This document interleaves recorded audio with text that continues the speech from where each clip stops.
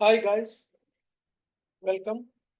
In this video, we are going to discuss about this is the architecture diagram, okay, which is mostly useful for the whenever you want to load any project data, which is useful for the Microsoft Fabric.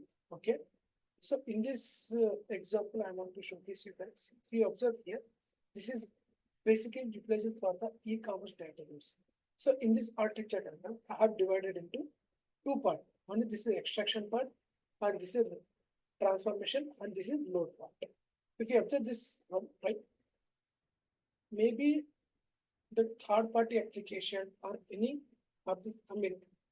any source system, okay, they have onboarded the files or they have uploaded the files in the lakehouse via using pipeline or manual approach, okay, with help of data factory and getting the files and loading into lakehouse staging area. And in this area, okay, basically, I'm going to use case this data set based on my requirement. I'm going to apply the some transformation by using data flow gent. So here, if we focus here extraction part completely based on the requirement, whatever files we have, whether it may be .csv, whether it may be Parquet, or maybe we have the tables, right? So those tables I have to pull it, and with help of copy entity, I have to stage this data to make a staging. So this whole process is based on the extraction part.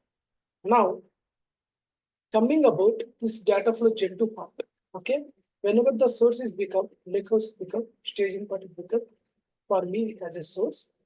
So in the data flow Gen 2, I apply the transformations. That transformation may be basically utilizing mostly for the, you want to apply any joins, you want to apply any filters, you want to do, aggregation, right? Based on your requirement, you have to go it. So this is like right now the e-commerce load data load part, which is use case in the real time one.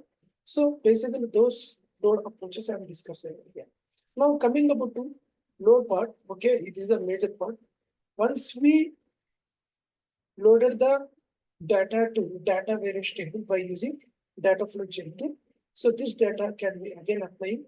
We are creating many scenarios here based on our requirement. Basically, you may want to create dimension table or fact table. Okay, if it is required, or else you don't want, you just need to state the data in data variance table. Then this data can be published in further reporting. So basically, this whole part is involved based on the concept of extraction, transformation, and loading. And this may be the scenarios mostly use case in the real-time project. So I'm going to showcase you how to utilize this extraction approach, transformation approach, load approach for the utilizing by these components in Microsoft Word. Thank you.